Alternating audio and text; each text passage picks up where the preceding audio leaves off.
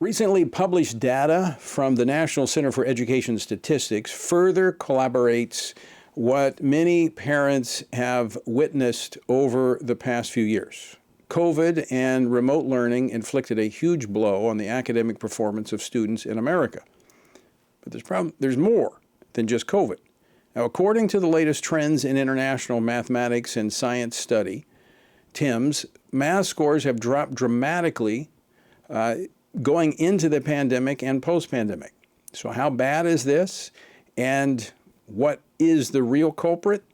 Joining me now to talk about this, Meg Kilgannon, Senior Fellow for Education Studies at Family Research Council. Meg served as the U.S. Department of Education Director of the Office of Faith and Opportunity Initiatives during the first Trump administration. Meg, thanks so much for joining me. Great to be here, Tony. So were you surprised by the study's results?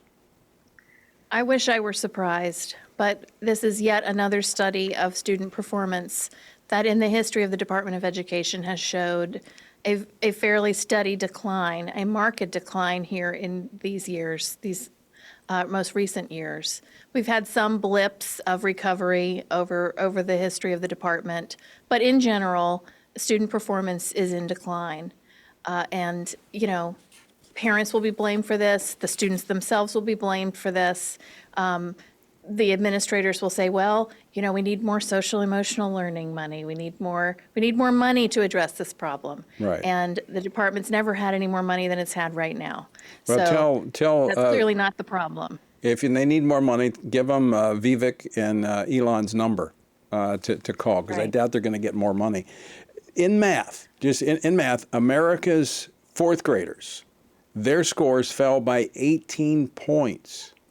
That's by 18 points. Eighth graders' scores fell by 27 points. That's the biggest drop since the U.S. began participating in this test back in 1995. Now, again, we're hearing these excuses, well, it was COVID, and no question. I mean, if you're not in school, it's going to affect you. But when you look at what they've been focusing on the last 4 years during the Biden administration in our public schools, they've been focusing on the bathrooms, they've been focusing on transgendering our children, and so this all adds up. You fail on the basics when you focus on this nonsense. Absolutely. It's absolutely true. And the horror of it is that if we had another 4 years under the Biden administration, they would just double and triple down on that messaging, right? So it's really wonderful that we will have an opportunity to have a reset with the Trump administration. But in the end, this is a problem of education that is controlled at the state and local level in the United States. And it is more important than ever for Christians to be involved in the public school system and for us as citizens to want excellent schools. We certainly pay for them. We certainly spend enough money to have the best school system in the world. Right. And our children deserve that. And they are being robbed of it right now. Yeah, and I want to clarify that. For those who have their children in private school or their homeschool, which I highly recommend, homeschooling our children, but it doesn't matter. There's so many other kids who go to the public schools that our children are going to grow up with. We're going to do business with them. They may work for us as employees. We want to make sure they get the best education possible. And as you say, we're paying dearly for public education in this country. It ought to teach them the basics. Now, here's a question for you, Meg Kilgannon. Based on these numbers, will there be any introspection in public education to say, what are we doing wrong? Well, I think that the frontline teachers get into education mostly because they want to teach children and they want to help them learn, right? So I think in the classroom level, in the 4th and the 8th grade, I think you'll see that teachers are upset about these scores, and of course they want their students to learn, right? But the problem is the educational industrial complex, the blob.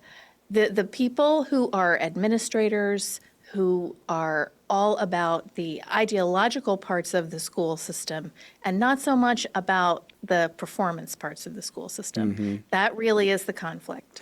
And so that's where Christian parents and citizens come in to run for school board. In fact, we just saw this in the last election. I mean, this was a big issue that continues to turn over school boards. Absolutely. We see even in deep blue states like California, we see Christians running for school board, winning their elections, and demanding things like parental notification if your child goes to school and claims that they are a different gender identity. Simply notifying parents about that is not something that I think most people find controversial. Obviously, a parent would need to be informed. So that is, of course, not the situation in California right now. And so the schools, the Chino Valley school system has a policy that they passed and is now in the court system. And the voters of that area have rewarded those folks with a completely conservative school board. And a gentleman who was recalled from the school board in a neighboring county was returned to his seat after the union spent a lot of money recalling him from the school board for daring to inform parents about what's happening in the school system. And he ran again and won, and will be going back to the school board. So this shows you that even in deep blue places, parents are fed up and they are starting to engage, and children have to benefit from that. So one of the first steps would be, as we see the policies change in these school boards, would be involve parents. Make sure they're notified when kids are, confused about their gender and their sexual identity, instead of hiding it from the parents and fueling it in the schools, that they let the parents be a part of this decision. I mean, that's one way to stop the indoctrination.